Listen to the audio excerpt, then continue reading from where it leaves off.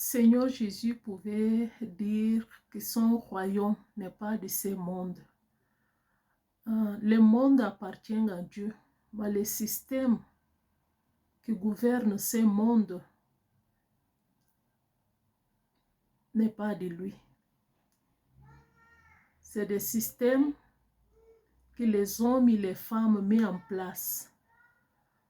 Mais la loi qui régit le monde, c'est de notre Dieu. Dieu a créé son monde. Il y a une loi que les hommes ont décidé tout simplement de ne pas respecter.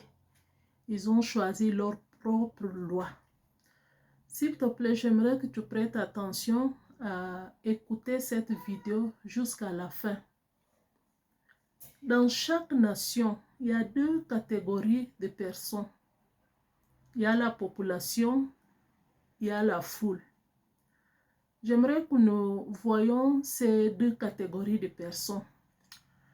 Souvent, ces deux catégories de personnes sont utilisées par des hommes qui dirigent ces mondes, les pays, les nations. Selon leur intérêt, il va vers ces catégories de personnes. La population, qui sont la population? C'est des citoyens honnêtes du pays, c'est des citoyens travailleurs, c'est les gens qui travaillent, c'est des citoyens réfléchis, c'est des citoyens qui analysent la situation avant de prendre des décisions. C'est des citoyens que personne ne peut manipuler. Lorsqu'on parle de la population, personne ne peut manipuler ces citoyens. C'est des citoyens qui ne vendent pas leur héritage ou leurs valeurs morales, spirituelles. Ils ne le vendent pas, ils ne le changent pas. C'est des citoyens qui ne suivent pas le vague. Ça veut dire qu'il y a une foule, il y a cette vague, il va juste rentrer pour suivre. Non, il ne suit pas n'importe qui et n'importe comment. C'est des hommes et des femmes, des jeunes gens posés, stables, inébranlables et consistants. C'est ça une population. La population travaille pour voir leur nation progresser, même qu'il ne devient pas président de son pays ou un leader quelconque. Mais ils travaillent d'une manière honnête pour pouvoir voir leur pays progresser. La population n'accuse personne. La population cherche à faire quoi? À s'imprégner de la situation. Il maîtrise les problèmes et il présente les faits. Ce n'est pas quelqu'un qui va juste lever, commence à pointer les doigts, accuser ou raconter sa vie. Non, pourquoi? Parce que c'est des gens stables dans une nation. La population ne manipule pas la foule contre l'autorité. Que ce soit une autorité étatique, que ce soit une autorité coutumière, que ce soit une autorité religieuse. La population ne monte personne contre une autorité. Pourquoi? Parce qu'il y a cette stabilité, il y a cette maturité de pouvoir analyser avant d'agir. La population protège son peuple contre tout. Il est là pour protéger. La population protège le patrimoine de son pays. Et la population protège son pays contre attaques externes qui peuvent venir. Il protège son pays. La population a la solidarité. Il y a cette solidarité. Même qu'ils ne sont pas d'accord, mais lorsqu'il s'agit d'intérêts en commun, la population fait quoi? Il vient pour le bien-être de son pays, de son peuple et de ce patrimoine qu'ils ont en commun. C'est ça la population. La population éduque ses enfants. Il apprenne ses enfants à travailler durement et à vivre une vie honnête et sincère dans la société. La population ne se mêle pas n'importe comment et dans n'importe quoi. Parce qu'il a son travail, il a ses devoirs, il doit concentrer sur ça.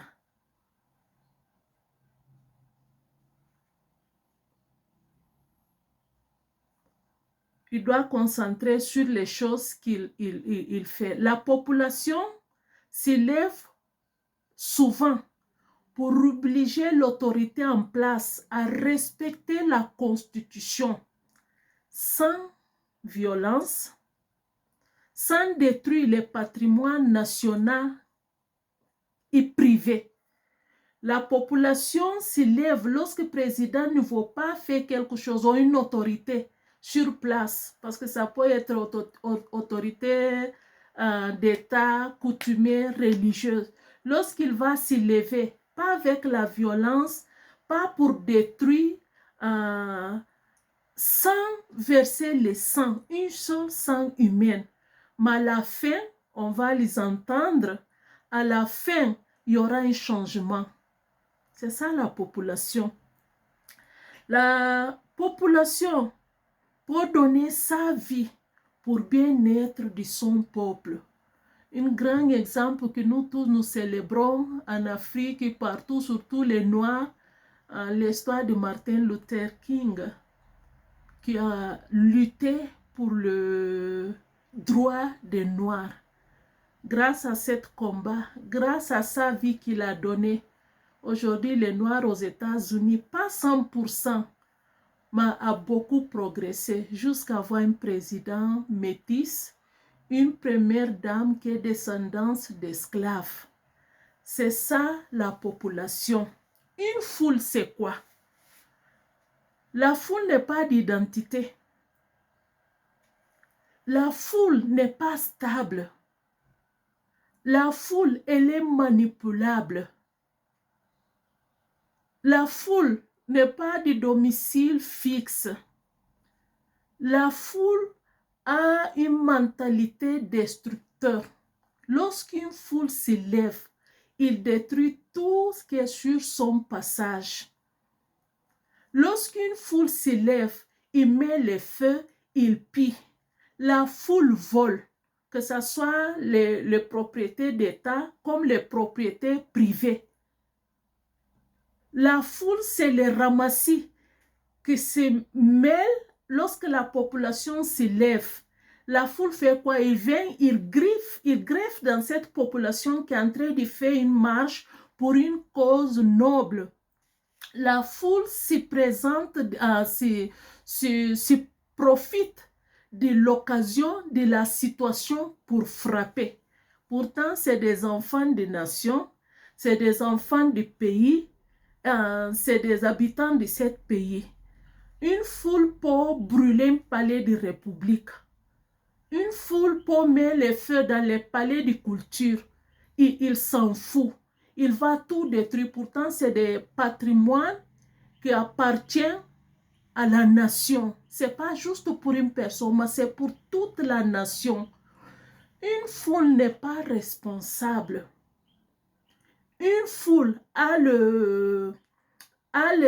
comment on dit ça, le main qui peut tuer rapidement. Il y a la différence. Malheureusement, beaucoup d'autorités comptent sur cette foule pour pouvoir faire quoi? Pour pouvoir les aider à obtenir les choses qu'ils veulent. Beaucoup d'opposants s'en profitent de la foule, pas de la population, parce que la population, personne ne peut les manipuler.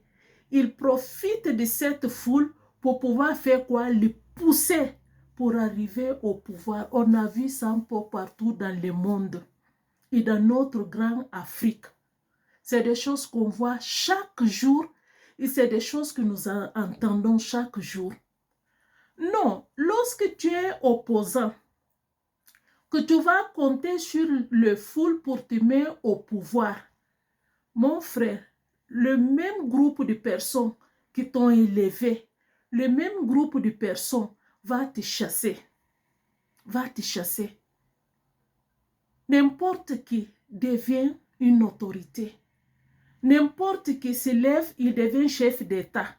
Quoi que ce soit ta vérité, quoi que ce soit ton analyse, n'importe qui peut arriver là-bas. C'est Dieu qui élève, c'est Dieu qui abaisse.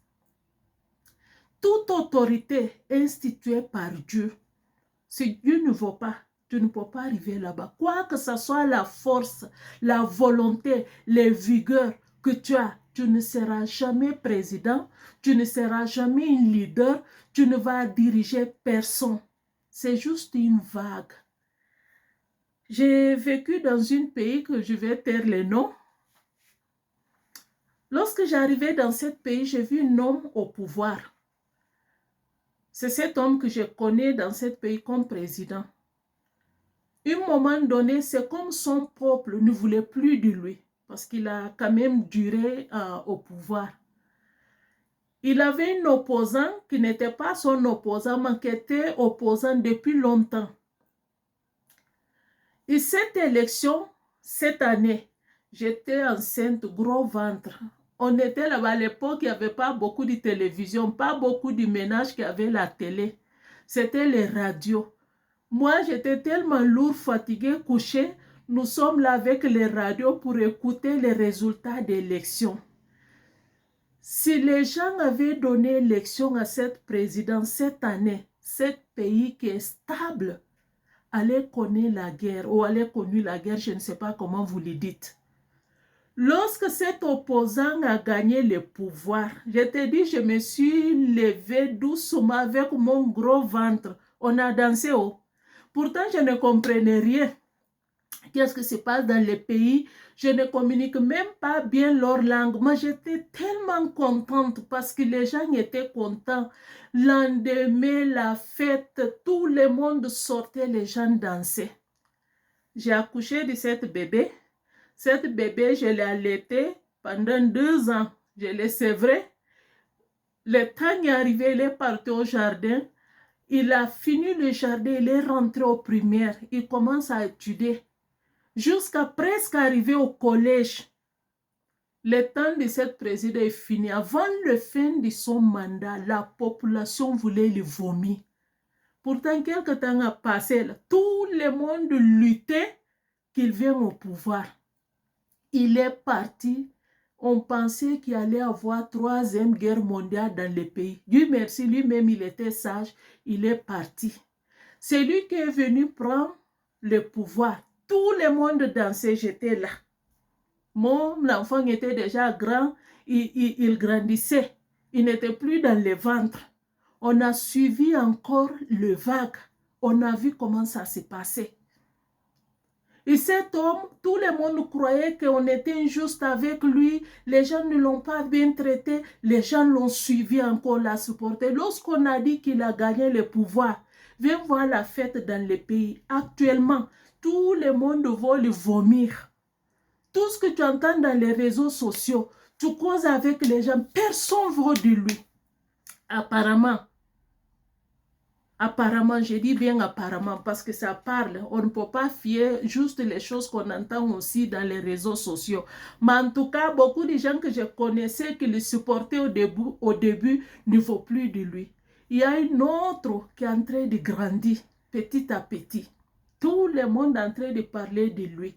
Ma prière, c'est dans la volonté de Dieu qu'il prend le pouvoir, mais que Dieu l'aide. Je voulais attirer l'attention du peuple de Dieu.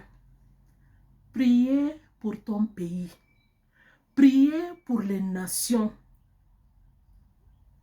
L'opposant, tout ce qu'il cherche, c'est quoi? Une seule chose, le pouvoir. Le foule fait quoi? Fait que suivre. Si cette foule ou cette population est manipulée, il faut la grâce de Dieu pour pouvoir aider ce peuple. Beaucoup de peuples en train d'être manipulés pour une seule personne. Pourquoi? Parce qu'il a lutté petit à petit, il est arrivé au pouvoir. Les restes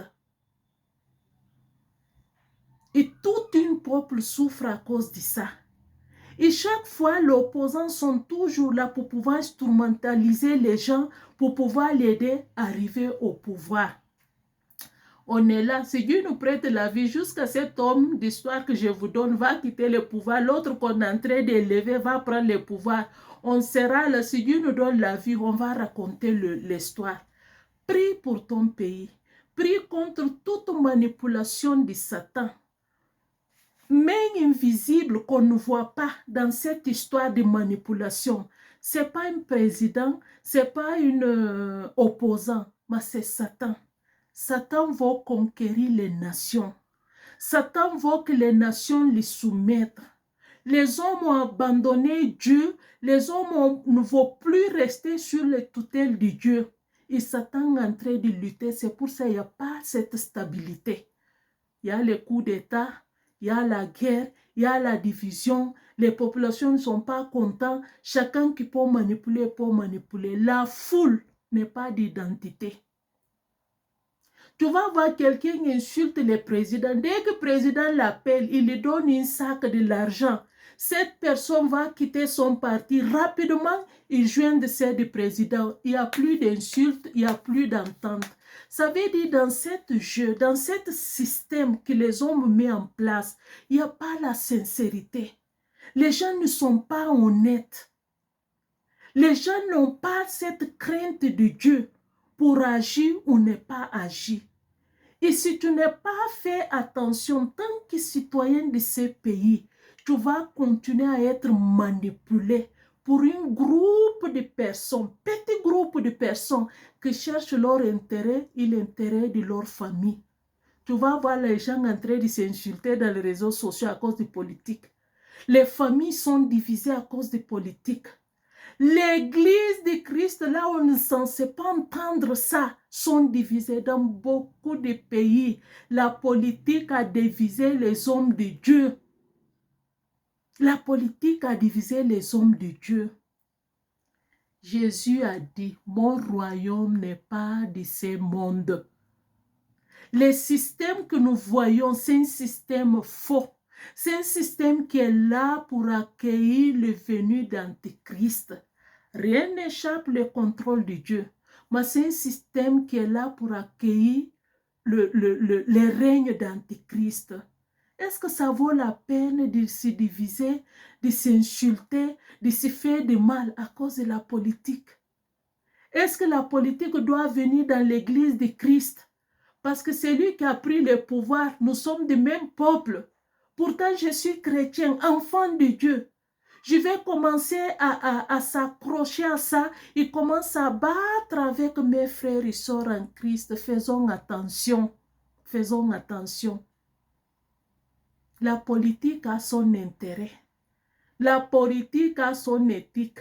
La politique a une morale. Souvent, qui n'est pas dans l'essence des Écritures, des Saintes Écritures. Même que je supporte quelqu'un, mais je ne dois pas être fanatique pour cette personne. Il n'y a que Dieu que je dois adorer. Il n'y a que Dieu que je dois croire parce qu'il ne ment jamais. Il n'y a que Dieu que je dois lutter afin que son royaume vienne sur la terre. Foule, population. Il y a des hommes honnêtes dans nos pays, on ne l'entend pas. Il y a des populations vraiment sincères, tu ne l'entends pas. Mais ils travaillent durement pour pouvoir voir leur pays progresser.